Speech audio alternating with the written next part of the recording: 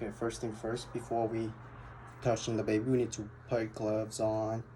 So after putting gloves on, we need to identify the babies by looking at the wristband to match it with mom to make sure we have the right baby for the assessments. Before I do the assessment, I need to look at the babies and see how the baby is reacting. This is considered baby's level of consciousness. Let's say this baby is sleeping. First thing I'm going to do is to auscultate for heartbeats. The normal heartbeat is 120 to 160. I'm going to do this for 1 full minute. Let's say I'm finished with that 1 full minute. I'm going to auscultate for lung sounds. I'm going to do it on the right side of the baby.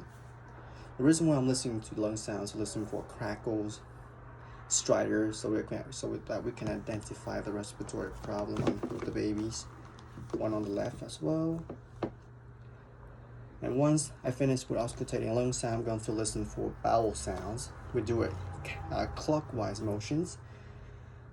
So the reason why we assess the bowel sound is the absence of bowel sounds might give us a clue or suggest that there may be a problem with the content of contact through the intestine.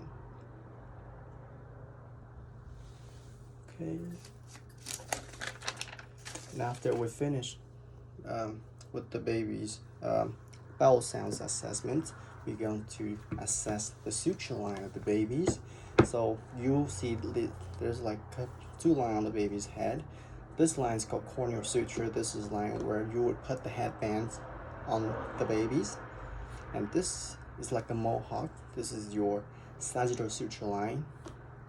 Babies have these. The reason why the baby have these is because during childbirth, the flexibility of the suture allow the child to allow the bones to overlap the baby's head so that they can pass through the birth canal without pressure and damage to the brain.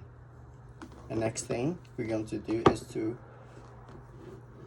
look for assess the eye. I'm going to use my pen to look at the baby's eye. I would not use my thumb and put pressure on the eye. I would lower the light, dimmer the light, so baby's eye would open if they're awake. So I'll shine a light on each eye. And after that, I'm going to check the ear of the baby to see if they line up with the eye. And if it doesn't line up with the eye, it's probably a sign of some sort of congenital abnormality or fetal alcohol syndrome. And after that, I'm going to check the nose of the babies. So I'm going to press on one nostril and one on the other to make sure that the baby still breathes fine. And after that, check the mouth. I'm going to use my finger and then put it in the baby's mouth. Check if the palate, and make sure that the palate's still intact. And check the baby's neck for webbing. Make sure that this is where a lot of vernix like to hide in the next fold. Check baby chest for discolorations and skin. One thing you might notice on the baby's chest is a little bump in the middle of the chest. This is called the xiphoid process. It's normal, everyone has that. You also have one too. You just don't notice it because the baby's skin is so much thinner and they're so much smaller. And after that, we're going to check the fingers of the babies. You have to count individually, 1, 2, 3, 4, 5. And once we do it on this one, we have to count on the other one as well. 1, 2, 3, 4, 5. And then we also check for grasp reflex. Right here, grasp reflex. And walking our way down, we will check the legs. And we also count the toes. 1, 2, 3, 4, 5. 1, 2, 3, 4, 5. We will also check for plantar grasp and the Babinski sign.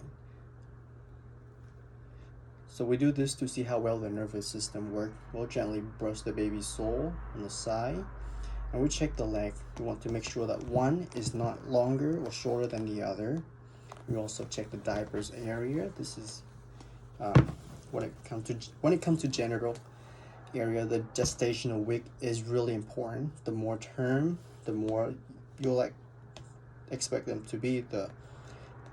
A preterm baby is gonna be a lot different of how the general gonna look. So let's say this baby is a boy, we have to check the penis.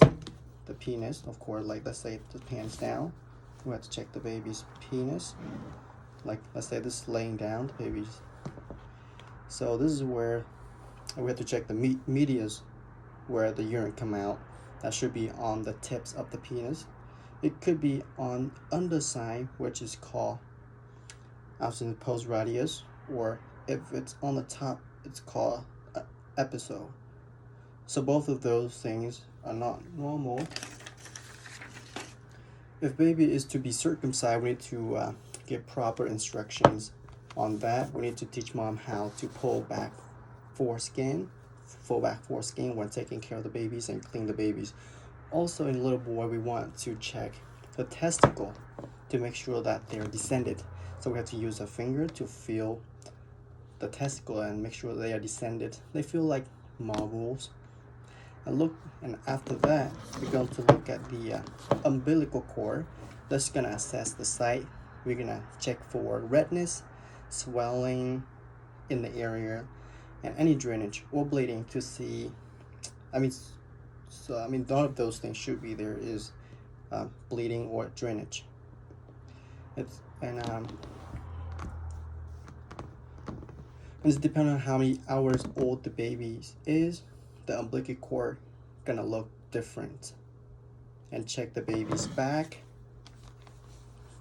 check the cavitune or the spine. We can check the low bottom, make sure. This is where you're gonna look for Mongolian spot or sacral dimples.